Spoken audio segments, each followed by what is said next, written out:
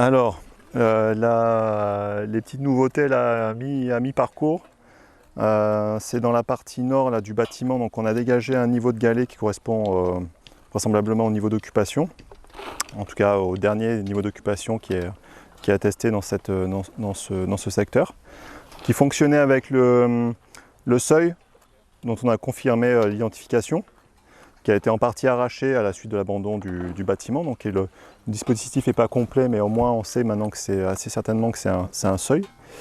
Et ce niveau de galet, donc, il fonctionne avec les 3 cols d'amphore qui se situent sous la bâche là, que tu as déjà filmé et qu'on fouillera un peu plus tard.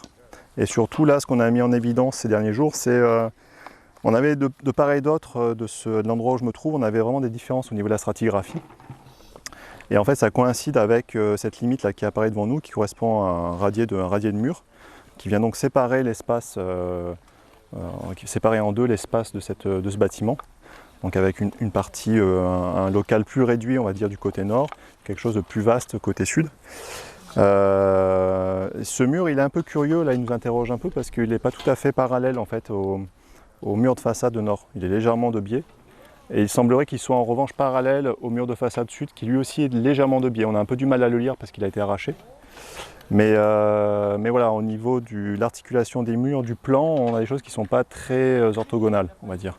Donc voilà, s'interroge, est-ce qu'il y a eu plusieurs états ou est-ce que est-ce qu'ils ont construit de cette manière-là? Mais en général, ils font quand même des choses un peu plus régulières, on va dire. Donc bon, ça on verra la suite de la fouille. En tout cas, du côté sud, ça délimite une autre stratigraphie qui correspond à un niveau d'occupation également ici qui est plus fin que ce qu'on a de l'autre côté, avec des tout petits galets avec du gravier. Et puis on commence à voir apparaître, et ça c'est typique des niveaux d'occupation, des tessons à plat, très fragmentés, qui ont été piétinés. En fait, ça c'est du piétinement, ça les a fragmentés sur place. Voilà, on en a un petit peu partout sur le niveau. Donc ça c'est plutôt intéressant. Pour l'instant il est localisé ici, on est en train de le dégager.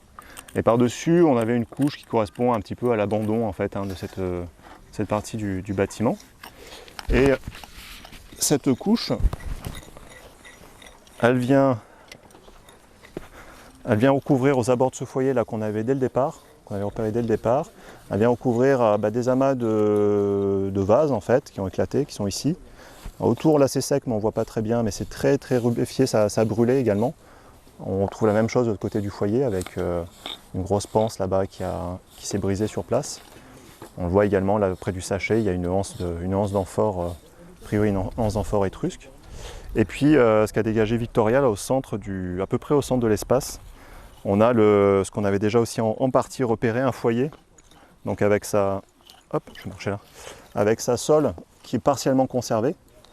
Et puis surtout dessous, on commence à voir le radier. Donc c'est un système, c'est un lit de galets en fait, qui est scellé par un apport sable jaunâtre qu'on voit très bien. Donc on a des très belles couleurs ici. Et l'ensemble est ceinturé par une couche de gravillon rouge, dont la couleur provient probablement de l'action du feu. Donc là on a la sole qui n'est pas très bien conservée, mais tout l'aménagement inférieur l'est en revanche. Et ça nous donne très bien la forme en fait, du foyer. On le voit là, c'est quelque chose de rectangulaire, et plutôt très sympa en fait. Et là on se situe, ça fait plus penser non pas à quelque chose de culinaire, mais plus à un foyer genre l'âtre du bâtiment. Bon, c'est une hypothèse de travail, pour l'instant on n'a pas encore dégagé le reste. Voilà, avec là pareil, des traces incendiées, notamment une trace très brune, là, assez rectiligne, qu'on voit mieux quand c'est humidifié, et qui pourrait correspondre à du bois qui a brûlé, une bûche peut-être de bois qui a brûlé sur place, ou peut-être un aménagement qui venait border le foyer. Donc ça c'est quelque chose qu'on essaiera de dégager par la suite. Donc voilà, et puis de ce côté-ci, là c'est là où travaille Jean.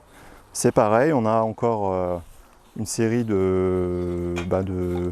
d'éléments qui sont à plat sous ce niveau d'abandon, des galets, des tessons de céramique, et puis des amas de graines aussi, là c'est pareil, on ne les voit pas très bien avec le soleil, mais quand c'est humidifié ça se voit plutôt bien.